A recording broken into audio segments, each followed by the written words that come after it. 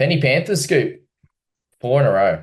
What a time. What a time to be alive. Are they going to go back to back to back to back to back to back to back to back? Look, they're up there again. To be honest, they're probably top two, top three, if not top two, and you'd be hard pressed to write them off another grand final at the very least. Yeah. I Who's believe. going to knock them off? We a few years ago were like nobody can do 2 years in a row. It's impossible, and now all of a sudden we're here with four in a row, wondering when it's going to end. Yeah. They're a ridiculous side and they keep losing a couple of players each year and usually it takes them a second to get into it and obviously a little bit of the premiership hangover and then God they click into gear at certain times and even if they don't look amazing, they're still a sort of a top four, top six type of squad anyway, which means they're going to be scoring fantasy points and that's where you can see here plenty of guns and plenty of players of interest and we're going to kick it off at fullback with Mr. Dylan Edwards. But guys, make sure if you haven't subscribed, podcast, YouTube, hit the notification bell. Get ready, basically, because the game's going to open soon, and it's going to be mayhem on here with videos and podcasts. So super excited. But Dylan Edwards made a 54.7. What would make him relevant to begin round one? Well, short of injury, because that's what helped him out last year, what I'd need to see is that he's taking on more responsibility to give the young guy a little bit of breathing room to sort of grow into this Panthers side. I expect Cleary will help him out a lot, but Cleary and Luai been playing together since juniors. They had connection, they knew what they were doing. And they've got to build that again now that Luai's gone. So if Dylan Edwards takes a little bit of the playmaking slack and does a bit more of that this year, I think he can maintain a really good average. But yeah, he's going to lose a little bit of relevance with losing some goals from last year while Cleary was out, and just he scores a bit better in general. So I have him dropping a bit, but I still think he'll be in and around the best averaging wing fullbacks. Maybe not quite the top, but pretty close. Yeah, probably still get a few opportunities to kick goals at some point in the year too. But mate, 47.5 for him this year. Is there a world where he gets back into the 50s? He's been moved to the right-hand side now, and Cleary likely to be playing round one, obviously. Just doesn't seem to score as well on the right, or the opportunities come a bit more few and far between compared to what it used to be on the left with those those finishing touches, the 3-on-2s where he'd go over untouched. Yeah, it's a hard one because Toto is one of those guys who has times where you're like, why did I buy this dude? He's not scoring anything. And then the rest of the time, he's a 50 average and a gun wing fullback, despite being a winger. He's probably one of the only wingers in the last 10 years that has probably done a 50 average a couple of times at wing. A few have done one season, like Marshu. Probably the last guy that has done a few is Nofaluma, and that's a while back. Yeah. Definitely, mate. And Isaac Tunga, what a fun time last year. I never owned him in fantasy, but he cooked a lot of my Supercoach season, that's for sure. And I think a few people in the same boat, or they got him in sort of that back half of the year. But a 37 average overall for him, mate, with a lot of time not next to Cleary, and he didn't play very well. What are we expecting this year from him? I'm expecting a jump. I don't know how high that's going to be, though. So I've got him down as just a fraction over 5 points value, sort of creeping towards that centre keeper. It's crazy how 42 isn't really a top shelf centre keeper anymore. No. 3, 4 years ago, that was really great. Now everybody's scoring 50. Yep. It's pretty wild. But tell us some of the stats you got for him there with Isaac. Yeah, just when he switched to the right, because Paul Almotti's now on the left, they've got different combinations going. When Cleary is there, giving him ball because he's controlling the team, averages like 40 more meters, heaps more line breaks, and a 70% increase in try scoring rate. So the attack is mostly what's going to improve. The At year number before 10. was kind of opposite, but that was when he was over on the other center side. So that's why I'm not as confident that it will slam dunk work perfectly this year, but I still think there's upside for sure. Yeah, that 32 average without him is pretty damning, that's for sure. I just say, yeah, he just seemed a bit off last year, didn't he? And you can't expect him. the champion that he is, and we've seen him be absolutely dominant. And I think he looked a little bit better in the finals too. He seemed to come to life a bit. So if we see more of that, Isaac, his defense was a lot better. He took, took out a lot of errors, and then with Nath back, he was able to get more footy as well. So definitely not a bad pick by any stretch if you wanted to lock someone up in your centers. Paul Alamotti on the other side made a 38 average, and you're likely expecting Cakes and McLean to get that wing spot with a 33.4. Do we see any upside on those two if they were to get the spot with Luai leaving? See a bit, but I don't really think it's enough to jump on them, especially at that awkwardish mid-30s price. You'd need something that's relatively solid and stats to back that up, like Tungo. So for them, I've got them increasing a couple of points, but probably not really on my radar. Probably more super coach plays with the attacking upside than fantasy plays. Yeah, definitely looking at a real strong base, and as you said, with centers and wing fullbacks anyway, you're looking for sort of close to that 50 number now rather than potential for a 42 guy for sure. And Blaze Talangi, mate, he'll come in with likely with some dual position with a center and a 5'8" and a half tag. Sorry, a 34.3 average. It probably cooks him a little bit for some value, but he does move to a team that's going to be up in that top four compared to what Para was. And he's a little bit older and gets to develop in a great system. Do we see much of a jump with him, or is it maybe a wait and see throughout the year? It's probably somewhat a wait and see. I think he's not going to do as well as Luai, obviously, and I'm probably a bit biased as an Eels fan, but I don't see him moving too much. I think he'll be eased into it to make sure that he really understands the system well, and he'll grow into the role later on. So I wouldn't be surprised if by the end of the season he's hitting a 40 average, but to start with, I'm probably not that keen. Yeah, it does feel like a decent amount of a risk, that's for sure. But Nathan Cleary at 64.5 was a little bit higher than that last year, and then Hines is even more than that. If he's there around one, fit and firing, is he an automatic in our sides? I've seen talk that people with all the mid value around the 50 average mark and a couple of the sort of budget gun halves like Burton and Fogarty about fading Cleary, but I really don't think this is the price point or the year to do it. You never get Nathan Cleary or Nico Hines recently at an average the same as the rest of Yo and Haas and all of that in the Yeah. low to mid 60s. His past seasons have been 70s and 80s. I think there was only one that was one that was below really 70 in the last 4 or 5 years. Mm. It just seems a discount for the best scorer in the game. So I really don't see the strategy of going for that. I think you'll probably hurt yourself a little bit more than you realize if you miss out on Cleary. Yeah, a little bit of the contrary. We'll roll with it. We'll go pros and cons and see the other side. The beginning of the last few years, he has started slow.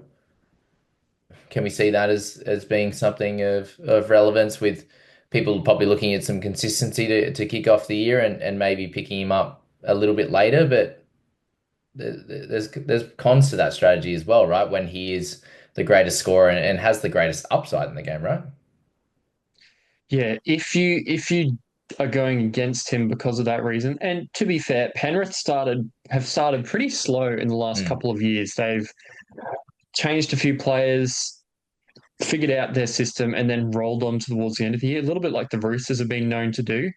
But if they go that way this year, maybe he doesn't initially hit that average and moves up to there. Plus, I mean, you've got a lot of soft tissue injuries in the last few years. That could probably, in all honesty, one of the main factors steering people away, especially for somebody like a Yo who just never seems to miss any time ever, Yeah. and Haas, who's possibly a point or two undervalued and always starts really, really strong.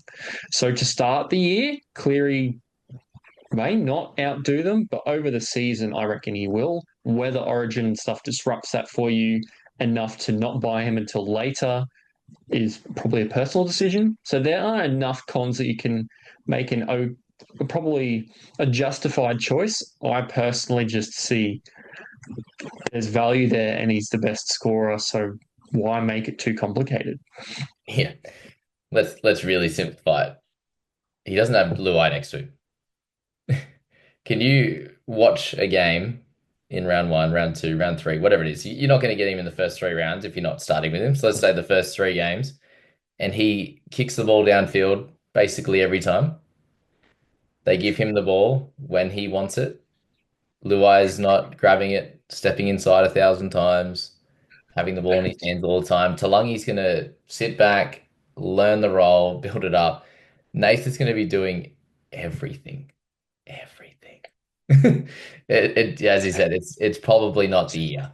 If he potentially is missing round one and he's hardly trained and all this sort of stuff, sweet. I understand that. But that, people looking at Fogarty and these types of guys to potentially average near 60, Cleary is, far superior on that. If he's going to have all the kicking as well, it's pretty wild. So, yeah, that's the thought in having him. And maybe you just have, if you are going to get some of those big dogs in mid as well, you're going to have to just spend less somewhere else.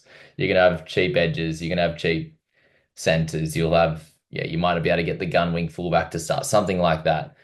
You'll have to definitely fade some positions, but yeah, it's clearly the guy to fade on that upside because there's not too many guys in this game that have 100-point upside, is there? Oh no, there's so many. He's probably the hardest player in the game to death ride. Hines kind of close as well, but in this year, Yeah, I remember when David Fifita was averaging 65, and I could not watch a Titans game. yeah, Can you imagine watching a Penrith game when you don't own Nathan Cleary and he's doing a Sean Johnson or a Fogarty at the Panthers? yeah. I couldn't. I don't It's think I scary. can. It's scary. Oh God. Yeah. But yeah, there's the other side as well. And it could go both ways. But surely there's also a year where he comes out hot too. Like it's been, I think, 3 or 4 years since he's come out and crushed it. Got a ton in the round two or three kind of thing. But yeah, it'll Mm. be fun. Anyway, enough on Cleary for now. We'll get to learn more. And maybe he's injured and out round one, and we don't even have to discuss it. And then we have to decide if Hines is going to still be a top tier scorer then by that point. So that'll be fun. But Lindsay Smith, mate, he earned an Australian call up this year, which is super exciting for a guy that everyone just thought was okay, and then he's worked himself into 51-minute role with Leota and Fisher Harris in his side. So he is an absolute gun. But that might be the problem with him getting a bump in his scoring this year, right? 51 minutes last year. Yeah, it's the only reason I don't have him at 55 or more with Fisher Harris being out is probably just how the Penrith system seems to protect and rotate their players for the games they needed. I was Mm. talking about on the Warriors preview that Fisher Harris only averaged about 50 sort of minutes, but every now and then would have a game where he played 65, 70 in a really close one. I see that just being a factor of Penrith's system and being able to protect their players because they've built this system with a lot of good next man up players. So Lindsay Smith, if he comes out playing big minutes to start the year, yeah, go for him. But I don't know if the system is going to allow Lindsay Smith to build much more than that 51 minutes he had last year. Yeah, definitely. And losing Fisher Harris, the gain this year is Isaiah Papali'i. So some people asking, oh, who's going to fill that role in the middle? Isaiah Papali'i is either going to play on the edge or he's going to be through the middle with Sorensen the alternative. So Sorensen was a terrific 40 to 45 minute middle when they won, a comp or two. Who knows at this point? There's four in a row. Could have been 1 year he was that before he moved to the edge. I can't remember, but he was spectacular in that role. So he could easily move to the middle, like you've got there with Isaiah playing on the edge in that devastating role that he can play. So that's probably the only real issue. Otherwise, there would probably be some value for maybe a Liam Henry, to be fair, with the minutes that he was able to get last year, the odd game where he goes and plays edge and makes a trillion tackles and scores a try and gets 80, or he's a goat. I love He, that he, guy. he reminds me of Nas playing at edge. He just comes on and is like, oh, what are these small guys doing? I'm going to bust through them and do all sorts of fun stuff. He's Plus make 60 he's tackles. Yeah. It's like yeah, when Terrell May gets the 80 minutes or something, it's just like, oh my God. Yeah, there's not too many players in this game that can do that. So someone like Liam Henry needs to be on our radars because of that ridiculous PPM. Like if you have him at over 1 ppm, which no one else in this team does. You've got Sorensen in the middle that got to a 0.95 and he was so dominant. So yeah, if things happen, if they happen to lose a Lindsay Smith, Liam Henry drops straight into that 50-minute role and becomes a top tier gun. So just be aware of that with Liam.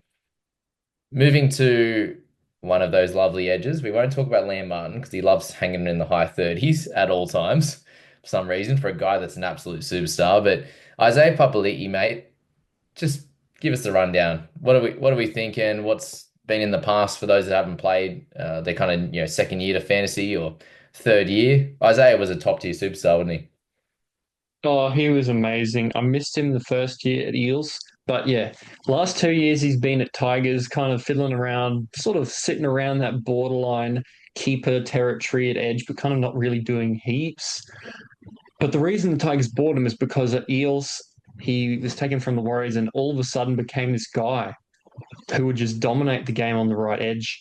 He came off the interchange, I think, for 3 or 4 games and averaged like 65, and then moved to starting side and kept averaging like similar to that. He was absolutely brilliant in an Eels team that went really well, and now he's at the Panthers. So he's still. It's only a couple of years ago, so I've seen a couple of people going, "Oh, that's still a while ago. He might not be that player anymore." I'm just like, it's the Panthers. I'll get it out of him. Only thing that stops him, in my opinion, is like with Sorensen, like with Martin, do they play their edges 80 regularly? I don't know whether they will. If they do, he's a jet, sign him up. 55 plus average, sold. If not, he's still probably got a bit, but we'll have to see how that ends up going.